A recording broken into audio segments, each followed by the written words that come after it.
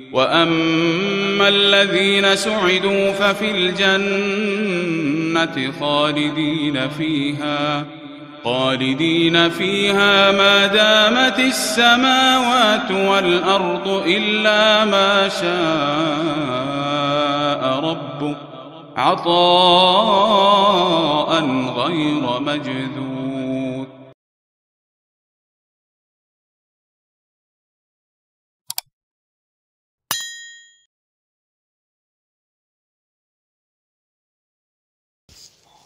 بسم اللہ الرحمن الرحیم الحمد للہ رب العالمین والصلاة والسلام علی سید المرسلین وعلی آلہ وصحبہ اجمعین اما بعد اعوذ باللہ من الشیطان الرجیم بسم اللہ الرحمن الرحیم ولا ترکنوا الی الذین ظلموا فتمسکم النار وما لکم من دون اللہ من اولیاء ثم لا تنصرون. وقال تعالى يا أيها الذين آمنوا لا تتخذوا الذين اتخذوا دينكم هزوا ولعبا من الذين أوتوا الكتاب من قبلكم والكفار أولياء واتقوا الله إن كنتم مؤمنين. وقال رسول الله صلى الله عليه وسلم كل مولود يولد على الفطرة ثم أبواه يهودانه أو يمجسانه أو ينصرانه أو كما قال عليه الصلاة والسلام.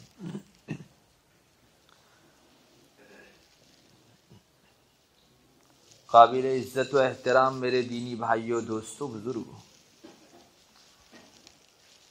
جس طرح انسان کا جسم بیمار ہوتا ہے اور اس کو دوائی کی ضرورت پڑتی ہے، اسی طرح انسان کی روح بھی بیمار ہوتی ہے، اس کو بھی دوا دارو کی ضرورت پڑا کرتی ہے۔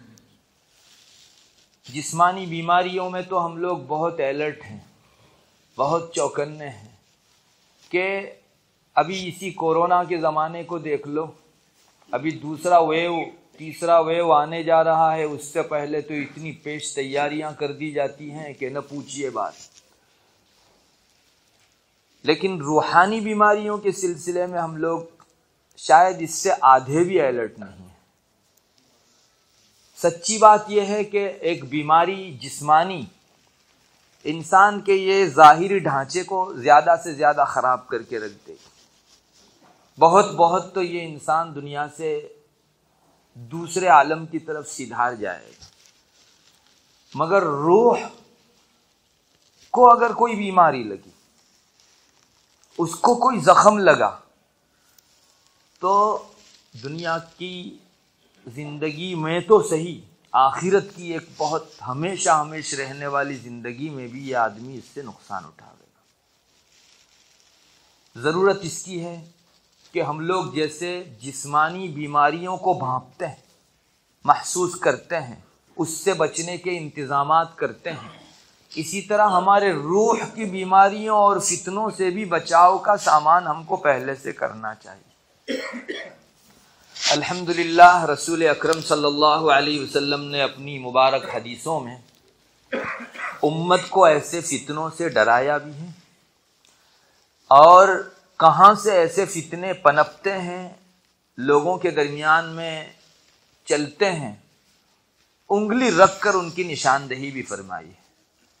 ہمیں چاہیے کہ ہم ان فتنوں کو محسوس کریں، اور اپنے جسم کی بیماری کے سلسلے میں جتنے چوکنے ہیں، چوکس ہے، اس سے کہیں زیادہ روح کی بیماری اور روح کو لگنے والے فتنوں سے ہم بچاؤ اختیار کریں۔ میرے بھائیوں، ہندوستان کے ان خاص حالات کو سامنے رکھ کر ایک بہت بڑے فتنے کا اندیشہ محسوس کیا جا رہا ہے، اور وہ اندیشہ آپ کہہ سکتے ہیں، عربی میں آپ کہیں گے انس بالکفر کا، کفر سے مانوس ہو جانے کا اندیشہ۔ ابھی اگلے دنوں محسوس کیا جا رہا ہے کہ یہ خطرہ نہ جانے کتنے مسلمانوں کو لے اڑے گا اور کفر کی گھاٹیوں میں رکھ دے گا۔ اگر مسلمان بر وقت اس سلسلے میں چوکنا نہیں ہوئے تو بہت ہی تیز رفتاری سے بڑھنے والے سیلاب کی طرح یہ فتنہ مسلمانوں کے گھروں میں آ چکا ہے، ہمیں معلوم نہیں ہم میں سے بہت سارے لوگوں کے پاؤں تلے بھی یہ ریلا آ چکا۔ فتنہ ہمیشہ دبے پاؤں آتا ہے، وہ کوئی بہت دھوم دھام سے اور پہلے سے اعلان کر کے نہیں آیا کرتا۔ کسی نے لکھا ہے کہ زوال ہمیشہ دبے پاؤں ہی آتا ہے۔ کسی قوم کی پستی بہت دبے پاؤں آتی ہے۔ آپ نے دیکھا چونٹی جب چلتی ہے تو اس کے پاؤں کی آہٹ کسی نے سنی ہے؟ اس سے بھی زیادہ باریک اور معمولی اور آہستہ رفتار کے ساتھ فتنہ آتا ہے، دبے پاؤں فتنہ آتا ہے، لیکن وہ جب آ دھمکتا ہے تب انسان کے بس کا نہیں رہتا۔ اللہ تعالیٰ نے انسان کی فطرت عجیب بنائی ہے، وہ جس چیز کے سمپرک میں آتا ہے، جس سے کنیکٹ ہوتا ہے، اس کا اثر قبول کرتا ہے۔ سبھی چیزوں میں آپ دیکھ لیجئے، اس کے کچھ اشارے تو ہم کو حدیث شریف میں ملتے ہیں۔ آپ نے بھی سنا ہوگا، مشہور حدیث ہے جس کا خلاصہ یہ ہے کہ اونٹوں میں رہنے والے لوگوں کے مزاج میں اکھڑ پنا بہت رہتا ہے۔ جو لوگ اونٹ کے بیچ رہتے ہیں، اونٹ کے چرواہے رہتے ہیں، ان کے مزاج میں سختی، درستی اور اکھڑ پنا بہت رہتا ہے، اور جو لوگ بکریوں میں رہتے ہیں ان میں مسکنت رہتی ہے، مزاج کے اعتبار سے کچھ نرمی رہتی ہے۔ یہ حدیث شریف میں مضمون آیا ہے۔ مجھے بتائیے، دونوں جانور ہیں، لیکن کیوں ایک خاص قسم کے جانور کے ساتھ انسان بود و باش اختیار کرے تو اس کا مزاج کچھ دوسرا بنتا ہے، اور دوسری قسم کے جانور کے ساتھ اگر وہ رہائش اختیار کرے تو اس کے مزاج میں دوسرا چینجز آتا ہے۔ یہ وہی انسان کی فطرت، وہ جیسی مخلوق کے ساتھ رہتا ہے اس طرح کا بیہیو، اس طرح کا مزاج، طبیعت انسان کی بنتی۔ رسول اللہ صلی اللہ علیہ وسلم کے اس ارشاد کے اندر ہمارے لیے بہت بڑا سبق ہے کہ آپ کو کس کے سمپرک میں رہنا چاہیے، کس کے سمپرک میں نہیں رہنا چاہیے، اس کا فیصلہ بہت پہلے سے کرنا ہوگا۔ جو لوگ اونٹ کے چرواہے ہیں، دن بھر اونٹوں کے ساتھ جن کا رہنا ہے، واقعی آج بھی آپ دیکھ لیجئے ان کے مزاج میں، ان کے ٹون میں، لہجے میں، بات چیت کرنے کے انداز تک میں ایک کھردراپن محسوس ہوتا ہے۔ اور جو لوگ بکریاں پالتے ہیں ان کے مزاج میں نرمی ہے، مسکنت ہے، چونکہ بکری کے اپنے مزاج کے اندر مسکنت ہے۔ یہ تو جاندار مخلوق کی بات ہوئی۔ میں تو آپ کو کہتا ہوں بے جان چیزوں کے سمپرک میں بھی جب انسان آتا ہے نا تو اس کا اثر قبول کرتا ہے۔ اس کی ایک مثال میں آپ کو دوں، آپ کبھی اندازہ کر لیجئے۔ ہمارے چھوٹے چھوٹے معصوم بچے رہتے ہیں، 7 سال کا، 6 سال کا بچہ، اس کو ایک خاص لباس پہنائیے پولیس کا، چھوٹے بچوں کے لباس بھی پولیس کے ملتے ہیں اس طرح، اور اس کو آپ کہیے چلو، تو وہ بچہ جب چلے گا نا اس کی چال نوٹ کیجیے آپ، اور اس کو کسی صاحب علم کا جبہ اور اظہار پہنائیے، عمامہ پہنائیے، صاحب علم کی طرح اس کو کہیے اب چلو، دیکھنا آپ بین فرق محسوس کریں گے۔ بہت معمولی سے اس عرصے میں بچے کے مزاج پر کون سی چیز اثر انداز ہوئی؟ یہ بے جان چیز ہے لباس، لیکن اس کا بھی اثر انسان کی طبیعت پر پڑتا ہے۔ آپ بھی ایک مرتبہ، میں تو کہتا ہوں، پولیس کا لباس پہن کے چلیں گے، آپ کی چال ڈھال میں ایک وقار اور ایک تعلی آ جائے گی، اور علماء کا لباس پہن کر آپ چلنا بھی چاہیں گے، وہ لباس پکارے گا کہ نہیں، یہ چال اس لباس کے مناسب نہیں ہے، آپ نہیں چل پائیں گے۔ کس چیز نے اثر کیا انسان کی طبیعت کے اوپر؟ ساری ہی چیزوں میں دیکھ لیجئے، حتیٰ کہ انسان جس کام میں مشغول رہتا ہے دن بھر، اس کا بھی اثر پڑتا ہے۔ اسی لیے ہمارے علماء فرماتے ہیں کہ جو ٹیکس کی آفس میں کام کرتا ہے اس کے مزاج میں مواخذہ اور پکڑ سامنے والے کے اوپر، اس کا مزاج زیادہ ہوتا ہے۔ اور جو لوگ رفاہی کام کرتے ہیں، مثلا غریبوں کے اندر کٹ بانٹنے اور ان میں صدقہ تقسیم کرنے کے، جو لوگ رفاہی کاموں کے اندر کام کرتے ہیں، ان کے مزاج میں آپ، سامنے والا غلطی بھی کرے گا تو پہلے پکڑ کا مزاج شاید اتنا نہیں ہوگا۔ اس نے اثر کیا، آپ دیکھ لیجئے ساری ہی چیزوں کے اندر دونوں کے درمیان میں اتنا فرق۔ انسان کا مزاج متاثر ہوتا ہے آس پاس کے ماحول سے، اسی لیے اسلام نے سود کو حرام قرار دیا ہے۔ سود کی حرمت ایسی قطعی ہے کہ رہتی دنیا تک کے تمام مفتیان بھی اگر بیٹھ کے ایک مرتبہ اس کو یس کہہ دیں اس کا جواز نہیں ہو سکتا. چاہے لوگوں کی زبان پر آج یہ آ چکا ہے کہ ارے اتنا زیادہ سود پھیل گیا اب کچھ 19-20 کرنا چاہیے. آیت میں کس کی مجال ہے جو 19-20 کر سکے؟ آپ دیکھیے، نوٹ کیجئے، جو آدمی ویاجو کاروبار کرتا ہے اس کے مزاج میں درستی پیدا ہو جاتی ہے، سختی پیدا ہو جاتی ہے، سامنے والے سے کہ خون کو چوسنے کا مزاج پیدا ہو جاتا ہے. مجھے نہیں معلوم آپ حضرات جانتے ہیں نہیں، ہمارے گجراتی کے اندر تو بہت سے لوگ تعبیر میں بھی اسے کہتے ہیں کہ اینو مزاج ہے نا ویاجو کاروبار کرنا رہا انو مزاج ویاجیو بہت سخت اگر پکڑ کرتا ہے تو کہتے ہیں کہ ویاجیو مانس. وہ اتنی سخت پکڑ کرتے ہیں کہ آپ کا مکان بھی جو ہے ایک مرتبہ اپنے قبضے میں لے لیتے ہیں. اس کے مقابلے میں جو قرض دیتا ہے دوسرے کو اس کے مزاج میں نرمی ہوگی. آپ دیکھ لیجیے، یہی تو وجہ ہے کہ سود کو اسلام نے حرام قرار دیا. چونکہ مسلمان کا دل نرم ہو تو وہ اللہ کی عبادت کے لیے جاوے گا. آیات قرآنیہ، قرآن کی آیت اگر کوئی سنتا ہے تو مسلمان کا دل اس سے نرم ہوتا ہے. اس لیے اسلام چاہتا ہے کہ دل جتنا نرم ہوگا اتنا اس کے اوپر اسلامی تعلیمات اثر کرے گی. اسی لیے اس نے سود کو حرام کر دیا. آس پاس کے ماحول کو ایسا موافق بنایا اسلام نے کہ عبادت کے لیے تمہارا جی دوڑا دوڑا آ سکے، لپک کر آ سکے. اور قرض کی اتنی ترغیب دی، دوسروں کو قرض دینے کی اتنی ترغیب دی کہ نہ پوچھئے بات. ارے آپ صدقہ کریں گے نا تو 10 گنا ثواب ملے گا، کسی کو قرض دیں گے حدیث شریف میں آتا ہے 17 گنا ثواب ملتا ہے.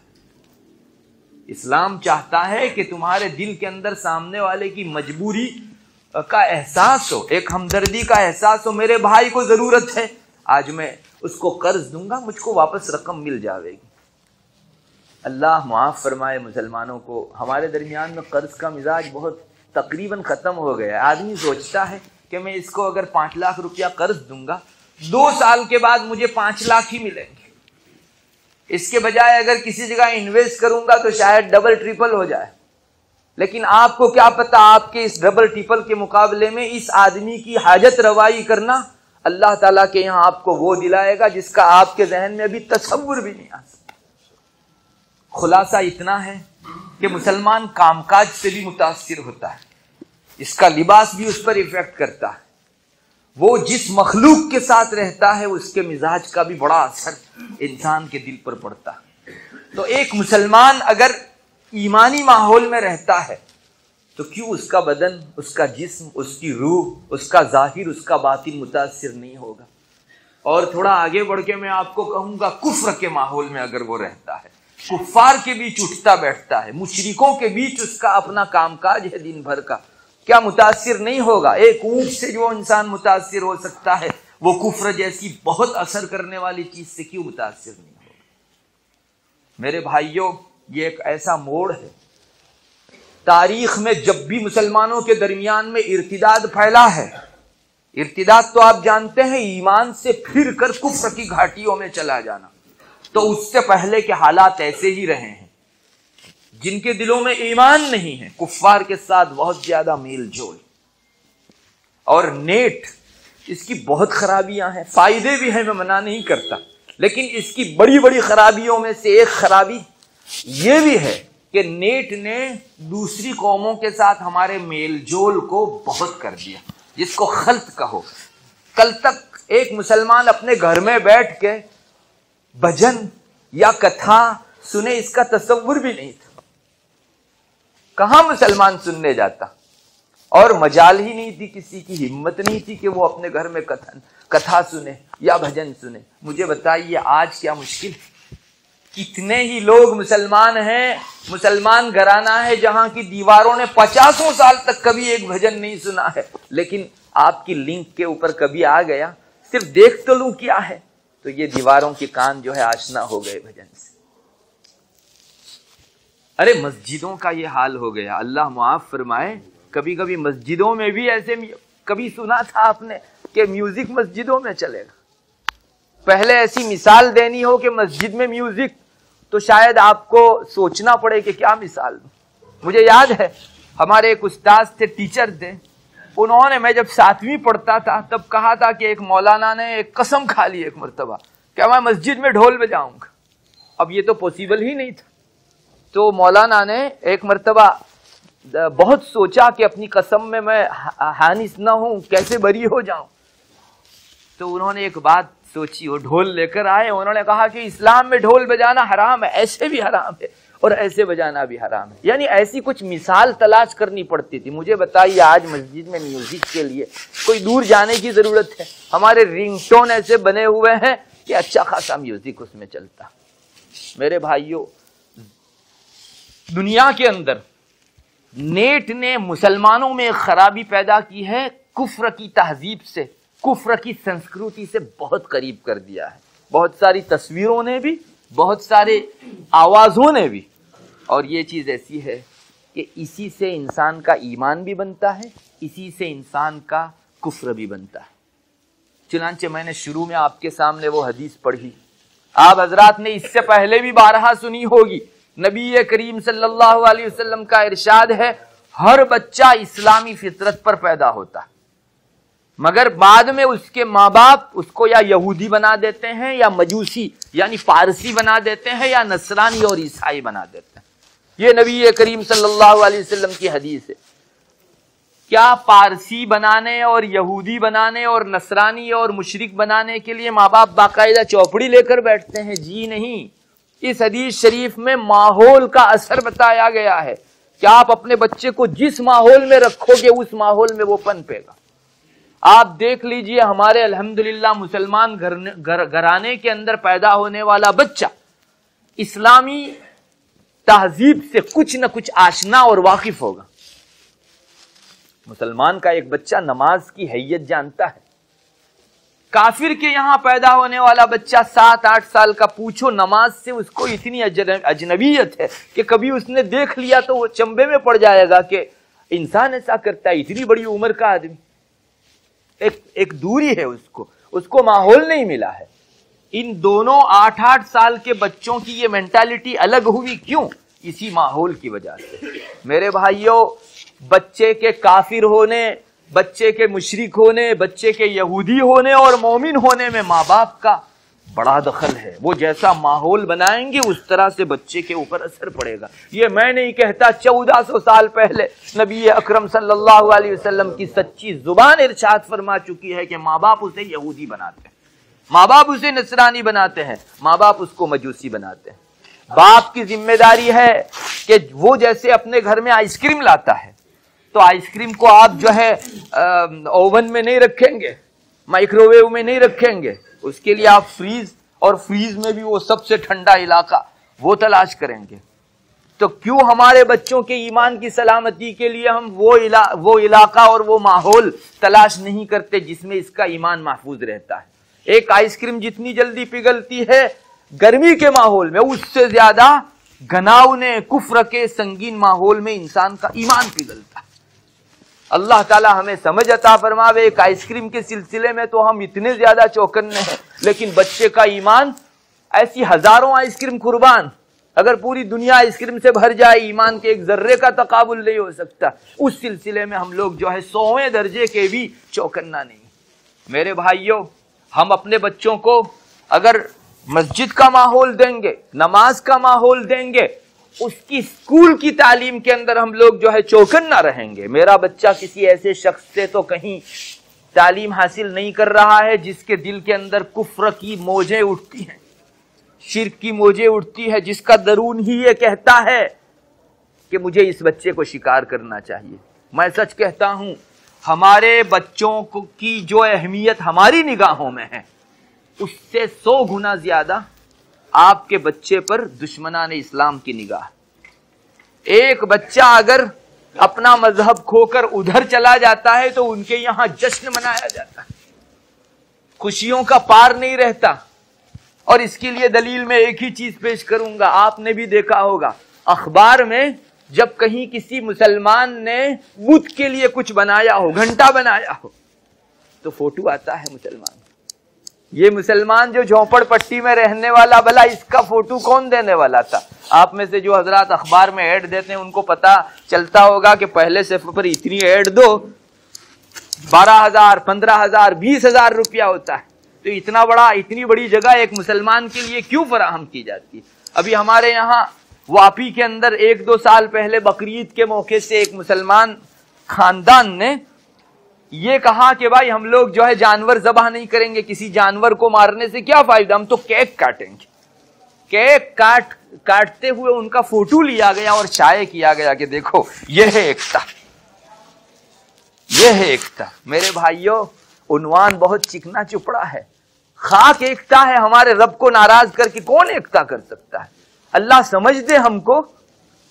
آج مسلمان کی زبان پر آنے لگا ہے انڈیا فرسٹ اسلام سیکنڈ. اللہ اکبر، یہ کفر کا کلمہ.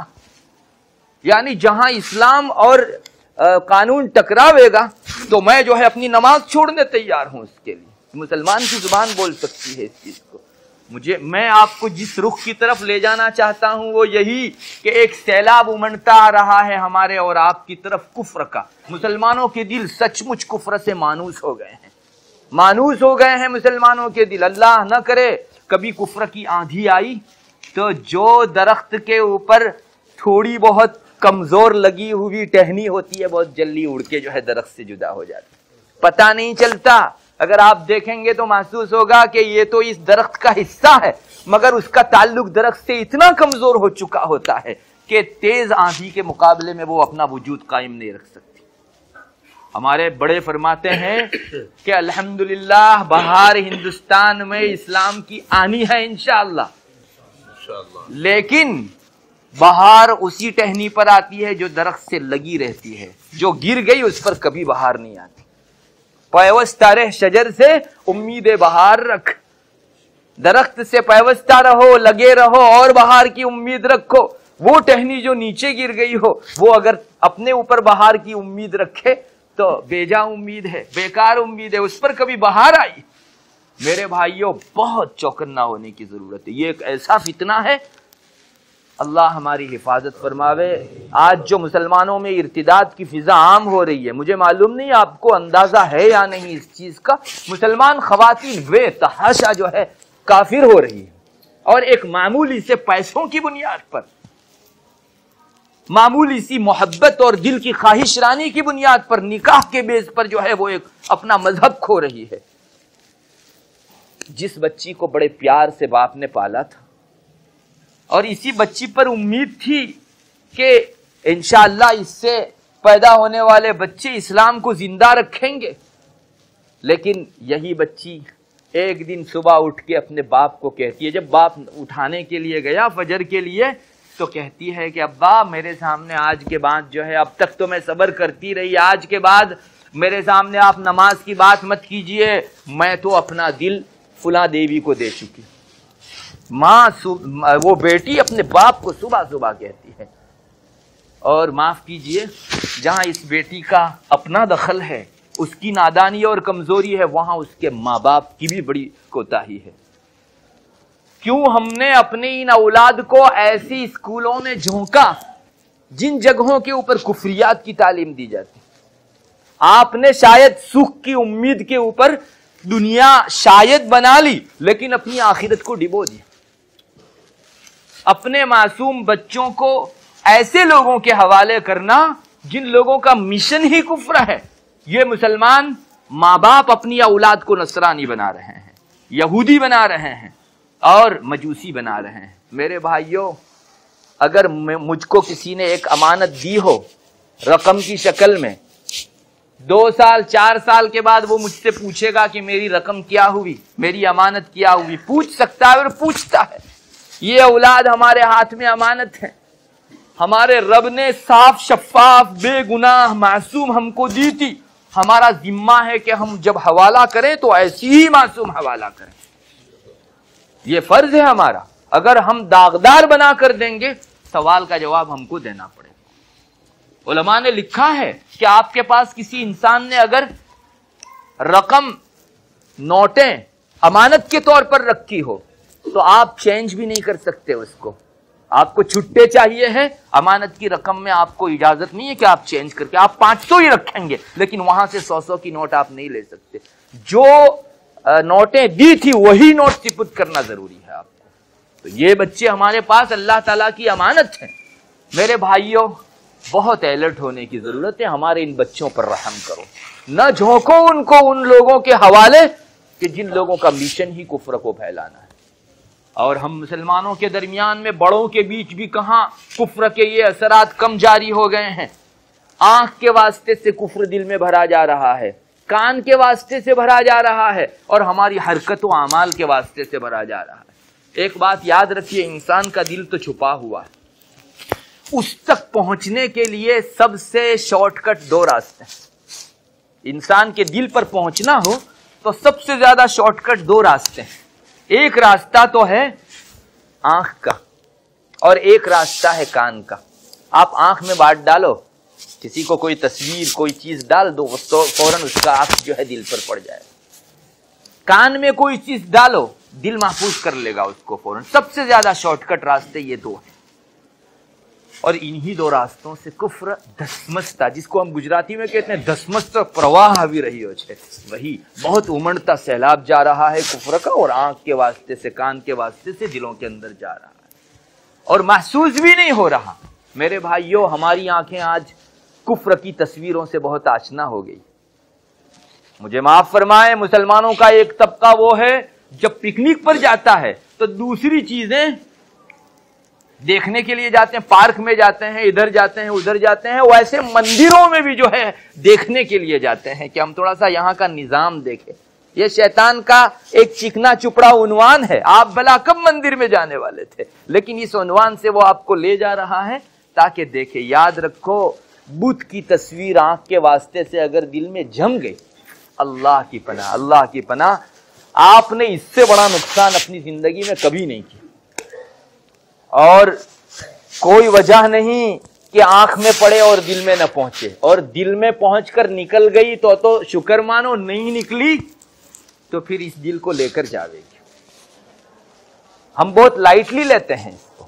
اخبار کے اندر بھی یہ جو تصویریں دیکھتے ہیں اس میں کبھی کبھی کفر کی اور بتوں کی اور اللہ کی ناراضگی کی چیزوں کی تصویر ہوتی ہے. میں آپ کو منع کرتا ہوں، مت دیکھیے. ارے ان کے بتوں کے جو نام ہے نا اس پر بھی نظر مت ڈالیے. میں خود اپنی بات کرتا ہوں، مجھے دور نہیں لے جاتا ہوں آپ کو. پچھلے دنوں اخبار میں ایک ایڈ آ رہی تھی کسی مندر کی، بہت لمبی چوڑی، اس میں کچھ افتتاح تھا، اوپننگ تھا یا کیا تھا. تو اب اتنے بڑے صفحے پر تو روزانہ اخبار کے اندر جو ہے آدمی نہ دیکھنا چاہے تو بھی نظر پڑ جائے. تو ایک لفظ ان کا جو ہے وہ بار بار پڑھنے میں آیا. میرے دل پر اتنا اثر ہوا، کتنے دنوں تک اس سے جان چھڑانے میں بہت محنت لگی. مجھے یہ اندیشہ ہونے لگا کہ اللہ، یہ اگر چپکا رہا یہ لفظ میرے دل کے اوپر اور اسی حالت میں موت آئی تو نہ جانے کیا ہو جاوے. میرے بھائیوں، چیزیں بہت اثر کرتی ہیں. آنکھ سے جانے والی چیز دل میں کبھی چپک جاتی ہے، بس بار بار وہی لفظ یاد آتا ہے جو کفر کا ہے، چونکہ آپ کی نگاہ سے ایک مرتبہ گزر چکا. وہ یہ تصویر بتوں کی کبھی نقش ہو گئی تو بار بار آتی جاوے گی. جان چھڑانا بہت مشکل ہو جاوے گا. خدا خدا کر کے اللہ چھوڑے اور توفیق دے تو چھوٹ سکتا ہے، ورنہ بہت مشکل ہے. ہم لوگ بہت لائٹلی لیتے ہیں آنکھ سے جانے والی چیزوں کو. ہمارے موبائل میں کتنے بتوں کی تصویر، کبھی گروپ میں بعض کفار بھی رہتے ہیں، بھیج دیتے ہیں. ہم سمجھتے ہیں کہ کیا حیثیت ہو گئی، بس ایک مرتبہ جو ہے اس کو آگے بڑھا دو کلک کر کے. نہیں، ہرگز مت کیجئے، یہ آپ کے دل کے اندر جم سکتی ہے. اور رسول اکرم صلی اللہ علیہ وسلم کی حدیث میں اس کا اشارہ ہے. ایک مرتبہ آپ صلی اللہ علیہ وسلم کو کسی آدمی نے 2 چادریں ہدیہ کی. ایک چادر تو بہت سیدھی سادی تھی اور ایک چادر پر پھول بوٹے بنے ہوئے. تو آپ صلی اللہ علیہ وسلم نے وہ جو سیدھی سادی چادر تھی وہ ابو جہم نامی ایک شخص کو ہدیہ کر دی، بھیج دی کہ آپ تم ہدیے میں رکھو. اور یہ چادر تھی، آپ اس کو پہن کر نماز پڑھنے لگی.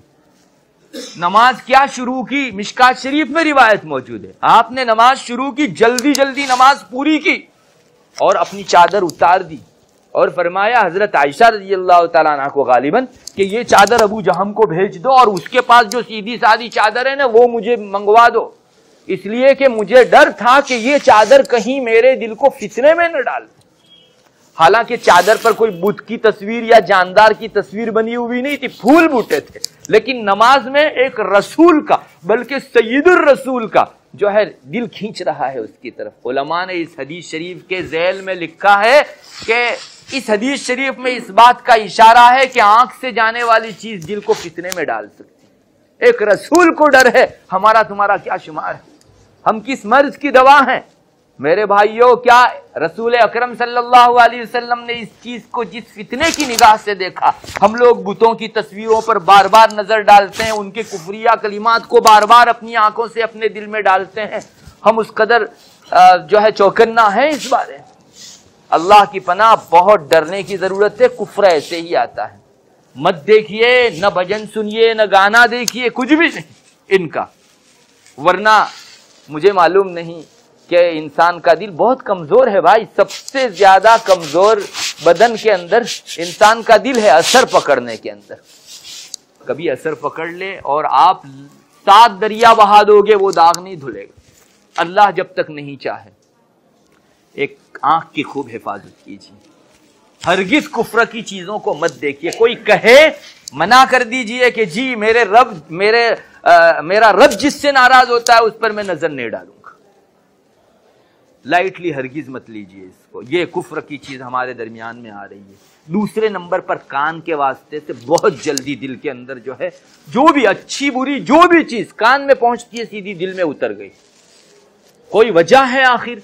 نبی کریم صلی اللہ علیہ وسلم کے ایک مشہور صحابی حضرت عبداللہ ابن عمر رضی اللہ تعالیٰ عنہ ایک مرتبہ جا رہے تھے، ان کے ساتھ ان کے خادم، ان کے آزاد کردہ غلام نافع بھی تھے، چھوٹے تھے نافع۔ کہیں سے وہ بانسری بجانے کی آواز آئی، ابن عمر رضی اللہ تعالیٰ عنہ نے اپنے دونوں کانوں کے اندر جو ہے دونوں انگلیاں ٹھونس دی، اور اپنے ساتھ جو چھوٹا لڑکا نافع تھا اس کو پوچھتے رہے کہ آواز آ رہی ہے بانسری کی۔ جب تک اس نے کہا کہ آواز آ رہی ہے، حضرت ابن عمر نے انگلیاں نہیں نکالی اپنے کانوں سے، اور جب اس نے کہا حضرت اب آواز نہیں آ رہی ہے تب نکالی۔ اور ابن عمر رضی اللہ تعالیٰ عنہ نے فرمایا میں بھی ایک مرتبہ اپنے بچپنے میں رسول اکرم صلی اللہ علیہ وسلم کے ساتھ ایسے ہی جا رہا تھا، کہیں سے بانسری کی یا گانے بجانے کی میوزک کی آواز آئی، آپ صلی اللہ علیہ وسلم نے یہی کیا تھا جو میں نے کیا، اپنے کان میں انگلیاں ڈال دی تھی، اور میں چھوٹا تھا، مجھے پوچھتے رہے کہ ابن عمر عبداللہ آواز آ رہی ہے؟ جب میں نے کہا کہ یا رسول اللہ آواز نہیں آ رہی ہے، تب آپ نے کانوں سے انگلی اٹھائی۔ کیوں؟ ایک رسول کے دل سے زیادہ ایمان میں مضبوط کسی اور کا دل ہو سکتا ہے؟ آپ تو اندیشہ محسوس کر رہے ہیں میوزک کے دل میں پہنچ جا کر برا اثر پیدا کرنے کا، اور ہم لوگوں کو اتنا ڈر نہیں۔ میرے بھائیوں، میں نے شروع میں آپ کو بتایا بہت سے مسلمان اب بھجن بڑی آسانی سے سن لیا کرتے ہیں، اور یہ ایک سوچی سمجھی تنظیم ہے، اسکیم ہے، جس سے ہمارے کانوں کو آشنا کیا جا رہا ہے بھجن سے۔ نہیں دیکھا آپ نے بہت سارے میوزک کے جو کھلونے ہوتے ہیں اس میں بھی اب تو بھجن رکھ دیے گئے، میوزک رکھ دیا گیا، تاکہ چھوٹے چھوٹے معصوم بچوں کے نازک دل اسے سن کر کفر سے مانوس۔ جو باپ اپنی اولاد کو بھجن پر، گانے بجانے پر مشتمل کھلونا دیتا ہے، اللہ اگر چاہے تو اس سے جواب لے گا۔ اگر آپ نے مجھ کو نوٹ امانت کی دی اور میں نے سیپٹین سے اس کو کریدا، تو جو صاحب امانت ہے مجھے پوچھے گا یا نہیں؟ بچے کو میوزک یا بھجن سنانا، اس کے دل کو سیپٹین لے کر کریدنا ہے، اللہ کی امانت میں خرد برد کرنا ہے۔ اللہ اس کے متعلق جو ہے پوچھنے والا ہے، اور حدیث شریف میں آ چکا ہے کلکم راعٍ وکلکم مسئول عن رعیتہ، تم میں سے ہر آدمی نگران ہے، اپنے ماتحتوں کے متعلق اس سے کل قیامت کے دن پوچھا جانے والا ہے۔ میرے بھائیو، اللہ کے واسطے کفر سے مانوس نہ ہوئیو۔ ہمارے دلوں میں اللہ نے جو ایمان کی دولت رکھی ہے، ساتوں کائنات اس کا مقابلہ نہیں کر سکتی، ساتوں کائنات مقابلہ نہیں کر سکتی۔ ہمارے سینے تو بہت گندے تھے، اور دنیا کا دستور ہے کہ پاکیزہ چیز رکھنے کے لیے پاک برتن تلاش کیا جاتا ہے، آپ نے دیکھا ہمارے یہاں جب بھی کوئی آدمی حج سے آتا ہے یا عمرے سے آتا ہے تو وہ زمزم آنے والوں کو پلاتا ہے. ہمارے یہاں عام گلاس جو ہوتے ہیں نا اس میں نہیں دیا جاتا, اس کے لیے الگ سے پیالیاں کی جاتی ہے جو کبھی استعمال نہ ہوئی ہو, اس پاکیزہ پانی کے لیے نئی اور بہترین پیالیاں. دنیا کا دستور ہے کہ وہ پاکیزہ چیز رکھنے کے لیے پاک برتن تلاش کرتے ہیں. اللہ کا فضل ہے ہمارے گندے سینوں کو اپنا پاکیزہ ایمان رکھنے کے لیے اس نے منتخب فرمایا. کیا اس کی یہی قدردانی ہے کہ دنیا میں سب سے آخر میں ہم لوگ ایمان رکھیں اور دنیا کے 4 پیسوں کو مقدم کریں؟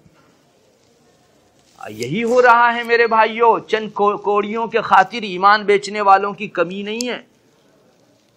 میں جس شعبے میں کام کرتا ہوں میرے سامنے حالات ہیں اور میں علی وجہ البصیرت ٹھوس انداز میں آپ کو کہتا ہوں یہی ہے. 4 پیسوں کی خاطر لوگ اپنا ایمان بیچتے ہیں. یہ کفر سے انس ہے, ورنہ ایمان سے بڑھ کر کوئی نعمت ہے. کل کو سب کچھ ہو سکتا تھا, میرے ایمان کو کوئی انگلی تو کیا نظر بھی نہیں لگا سکتا. ہمارے دلوں میں آج وہ وقت نہیں رہی ہے, اس لیے کہ دنیا کی مادیت اور پدارتھ پنے نے ہمارے دلوں کو بہت کچھ جو ہے کمزور کر کے رکھ دیا ہے. ضرورت اس کی ہے کہ ہم اپنے کانوں سے کفر کی چیز نہ سنیں. ارے بعض لوگ جو یوں کہتے ہیں کہ ذرا دیکھ لوں غلط ہوگا تو فوراً جو ہے آگے کر دوں گا, اس کے لیے بھی نہ سنیے. کیا پتا وہ گھڑی ایسی ہو اور وہ بات ایسی ہو کہ جو آپ کے دل پر جادوئی اثر کر دے اور آپ کا دل کفر سے مانوس ہو جائے. میرے بھائیوں, ہمارے چھوٹے چھوٹے بچوں کو جو ہم لوگ ایسی اسکولوں میں بھیجتے ہیں جن جگہوں کے اوپر اللہ کی ناراضگی والی تعلیمات سنائی جاتی ہے. میرے جو ہے عزیز ہیں, رشتہ دار ہیں, وہ بیرون ملک سے آئے ہوئے ہیں, انہوں نے مجھ کو بتایا دیکھو دنیا آپ کے بچوں پر کتنی نگاہ رکھے ہوئے. وہ مجھے بتا رہے تھے فرانس کی اسکولوں کا یہ حال ہے کہ وہاں 3 سال 4 سال 5 سال کا جو معصوم بچہ ہوتا ہے, ہفتے میں ایک پیریڈ وہاں ایسا آتا ہے جس میں ایک ٹیچر ہوتا ہے اور وہ بچے کو پوچھتا ہے کہ تجھ کو مرد بننا پسند ہے یا عورت بننا. حالانکہ وہ لڑکا ہے لیکن مینٹالٹی بنائی جا رہی ہے چونکہ ان کو گے اور لیزبین کا لوگوں کے درمیان میں مزاج پھیلانا ہے. تو کوئی بچہ اگر اپنی نادانی سے کہہ دے کہ مجھ کو عورت پنا زیادہ پسند ہے, بچے ہیں, کچی عمر ہے, نادان ہے, سیاہ و سفید کو سمجھ نہیں پاتے, کسی بچے نے کہہ دیا تو اس کو عورت کا لباس پہنا کر پھر جو ہے آنے جانے کا فرض کیا جاتا ہے. ماں باپ اگر کچھ انوالو ہوتے ہیں, فریڈم میں یہ لوگ جو ہے حرج کر رہے ہیں, اس عنوان سے ان پر کارروائی کی جاتی ہے. ہمارے بچوں کو ہم لوگوں نے اتنا نہیں سمجھا جتنا غیروں نے ان کے اوپر نگاہ ڈالی. میں تو چونک گیا. وہ بتا رہے تھے ہماری چھوٹی چھوٹی اولاد کو اس طرح پلایا جا رہا ہے تاکہ ان کے اندر 2 عورتوں کے شادی کرنے, 2 مردوں کے شادی کرنے کا یہ گے لیزبین والا مزاج پیدا ہو. کیوں آپ کو یہ نظام نہیں بھاتا مرد اور عورت کے درمیان کا جو اللہ نے رشتہ قائم کیا ہے انہیں بگاڑ پیدا کرنا ہے. اللہ کی بنی بنائی زمین کے اندر درہمی برہمی لانی ہے. اللہ چاہتا ہے کہ میری سرزمین میں صلاح ہو, فلاح ہو, بلائی ہو, خیرات ہو, نیکی ہو. اور دنیا چاہ رہی ہے, دشمنان اسلام, شیاطین اسلام چاہ رہے ہیں کہ وہ درہمی برہمی پیدا کرے. ہم کیوں ساتھ دیں ان کا؟ اور ہم لوگ شاید یہ سمجھتے ہیں کہ ہمارا بچہ گھر میں بہت اچھی تعلیم پاتا ہے تو ہمارے گھر میں تو اللہ کا نام سنتا ہے نا, وہاں جیسس کا نام سن لے گا تو کیا ہوا. میرے بھائیوں, میں ایک واقعہ آپ کو سناتا ہوں. میرے دوست نے مجھ کو سنایا, میں پھڑک اٹھا.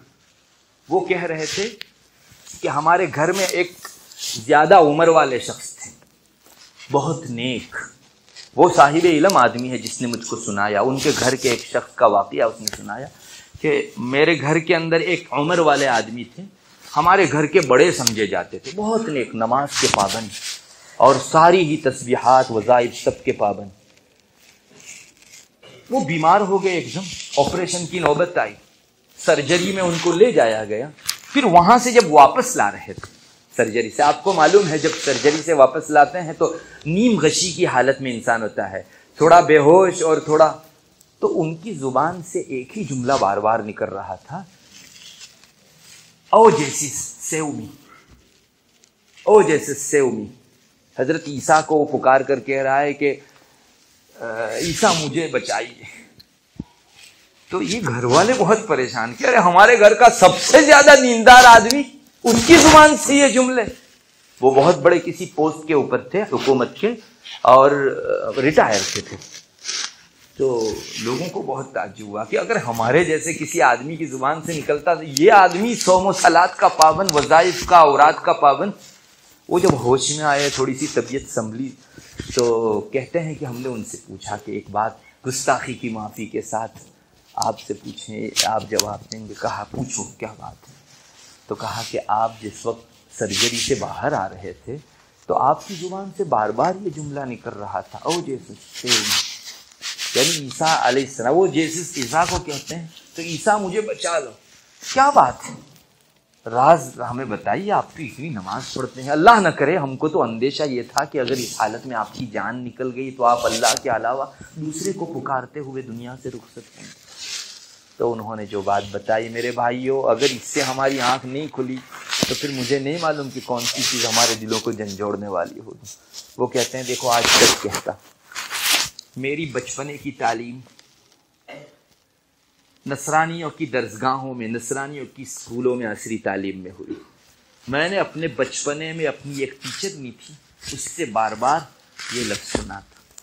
آج میں ماشاءاللہ نماز کا پابند نہیں ہوں، لیکن میرے ذہن کے ایک کنارے کے اندر وہ بیٹھا ہوا، اور ایسی حالت کے اندر مجھ کو زبان پر آ گیا. اور بات یہی ہے میرے بھائیوں، ڈرنے کی چیز یہی ہے. موت کی گھڑی جو ہوتی ہے وہ اتنی نازک ہوتی ہے. رسول اکرم صلی اللہ علیہ وسلم کا ارشاد ہے کہ کسی انسان کو بیک وقت تلوار کے 1000 وار کیے جائیں تو کتنی تکلیف ہوتی ہے. اتنی زیادہ تکلیف بوقت موت ہوتی ہے. آپ تھوڑا سا سوچئے تو ایک سیپٹین اگر ہم کو لگ جاتا ہے کتنا زیادہ درد رہتا ہے. آپ نماز میں ہیں تو بھی بار بار وہی یاد آتا ہے، سوتے ہیں تب بھی جاگ گئے تو وہی یاد آتا ہے. تو تلوار کے 1000 وار کسی کے بدن کے اوپر ایک ساتھ لگیں تو کتنی زیادہ تکلیف ہوگی. اتنی نازک گھڑی ہوگی، اور سب سے زیادہ بھاری بھرکم چیز ایمان ہے. اس کو اٹھا کے ادھر لے جانا ہے. اس نازک گھڑی کے اندر اتنی بھاری بھرکم چیز لے کر جانا ہے. اور ایسے موقع پر اللہ نہ کرے دل میں بیٹھا ہوا یہ کفر کا وائرس جو ہے آگے آ گیا اور ہماری زبان سے اس نازک گھڑی میں اس نے کچھ دوسرا بلوا لیا. میرے بھائیو، اللہ کی پناہ، رسول اکرم صلی اللہ علیہ وسلم نے فرمایا انما العبرۃ بالخواتیم، اصل اعتبار خاتمے کا ہے. آپ کی آخری گھڑی جیسی گئی اس کے مطابق آپ کے ساتھ فیصلہ ہونا ہے. اس لیے ہماری اس دنیاوی زندگی میں جس کو ہم نارملی اور لائٹلی سمجھ کے بہت کچھ لے رہے ہیں، اللہ کے واسطے لائٹلی مت لو. یہ وائرس ہے. اگر کسی انسان کو یہ کہہ کر انجیکشن دیا گیا کہ اس میں کورونا وائرس ہے یا اس میں ایڈز کے وائرس ہیں، کون لے گا مجھے بتائیے؟ پاگل بھی اچھا ہو جاوے گا کہ نہیں؟ مجھے نہیں لینا ہے اس موقع پر. لیکن ہم یہ وائرس بڑی آسانی سے لے رہے ہیں کہ نہیں؟ ہمارے اندر امیونٹی ایمان کی بہت ہے نا، بچ جائیں گے ہم لوگ. یہ رسک بہت برا ہے. جسم میں تو ہم لوگ رسک نہیں لیتے، لیکن روح کے اندر اتنا رسک بڑی آسانی سے لے لیتے. میرے بھائیوں، مت سنیے اور اللہ سے پناہ مانگیے. اپنے بچوں کو بھی مت سنوائیے. یہ دل میں پڑا لفظ کبھی جوان ہو کر ہماری کمزوری کی حالت میں سوار ہو جاوے گا ہمارے اوپر، اور پھر بچانا مشکل ہو جاوے گا.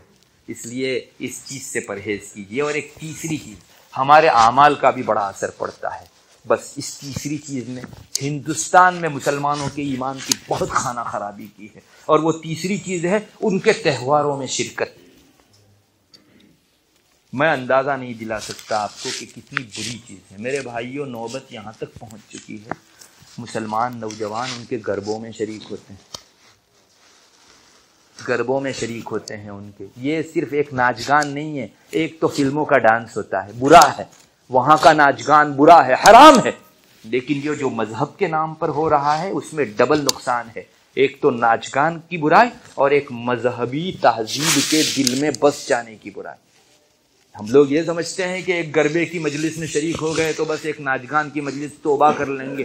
ارے یہ تو فیویکک سے چپکنے والی چیز ہے دلوں کے اندر، وہ نکلے گی نہیں. مسلمان شریک ہو رہا ہے، اور اللہ کی پناہ ابھی بیچ میں تو رمضان میں یہ دن آ رہے تھے گربے کے. مسلمان نوجوان رمضان میں شریک ہوتے تھے. اور کتنی شرم کی چیز ہے کہ ان کی گربوں کی مجلس میں اعلان لگانا پڑتا ہے کہ جو ہے ہمارے مذہب والے کے علاوہ کسی کو انٹری نہیں ہے. مسلمان کا کیا چھوٹ پڑا تھا کہ جو وہاں جائے اور اس کو دھتکارا جائے کہ نہیں تم ہمارے مذہب کے نہیں ہو. کیا مسجد نہیں دکھی مسلمان کو کہ اس مسجد میں درایا جا رہا ہے اس کو. اللہ اکبر اللہ اکبر. میرے بھائیوں یہ گربہ اگر دل میں بیٹھ گیا تو پھر وہ موت کے موقع سے بہت پریشان کرے گا, بہت پریشان کرے گا. ہرگز اپنے بچوں کو مت بھیجیے, قباحت ڈالیے. پچھلے دنوں تو یہ ہوتا تھا کہ کوئی نوجوان ایسی ان کی مذہبی رسم میں شریک ہو گیا, بری نگاہ سے دیکھا جاتا تھا اور کوسا جاتا تھا کہ ارے وہاں گیا ان کی آپ نے دیکھا کبھی وہ آئے ہیں آپ کی مسجد کے اندر اور آپ کی کسی مذہبیات میں شریک ہوئے ہیں؟ ہرگز نہیں. ان کو تو توحید سے دوری ہے. ہمارا رب کہتا ہے وَإِذَا ذُكِرَ اللَّهُ وَحْدَهُ اشْمَأَزَّتْ قُلُوبُ الَّذِينَ لَا يُؤْمِنُونَ بِالْآخِرَةِ وَإِذَا ذُكِرَ الَّذِينَ مِن دُونِهِ إِذَا هُمْ يَسْتَبْشِرُونَ. یہ قرآن کہتا ہے جب ان کے سامنے تنہا اللہ کا ذکر کیا جاتا ہے تو ان کے دل کوفت محسوس کرتے ہیں, ان کے دل جو ہے وہ ایک تنگی اور بے چینی محسوس کرتے ہیں کیونکہ ایک اللہ کا ذکر کیا گیا. اور اللہ کو چھوڑ کر دوسرے اللہ بلا کا ذکر کرو تو جشن مناتے ہیں. یہ ہمارا قرآن کہتا ہے. تو مسلمان کو ان سے اور ان کو ہم سے بہت ہے دوری ہے. کہاں مر گیا ہمارا ایمان. میرے بھائیوں یہ اس آج کا دن ہے. بہت سے مسلمان سمجھتے ہیں کہ ہم جو ہے پتنگ چگا لیتے ہیں اور وہ جیسی ترتیب سے یہ دن گزارتے ہیں مسلمان بھی اس ترتیب سے. وہ جو کھاتے ہیں ہم لوگ بھی جو ہے اس دن خاص اہتمام سے وہی چیز کھاتے ہیں.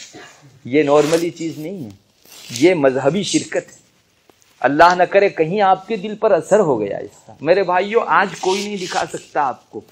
آپ کے جسم کو سکین کرنے کی تو بہت ساری مشینیں نکلی ہوئی ہیں لیکن دل کے جذبات کی سکین کرنے کی کوئی مشین نہیں. وہ تو موت کی سکین کر کے دے گا کہ کیا تھا اندر اور کیا نہیں تھا.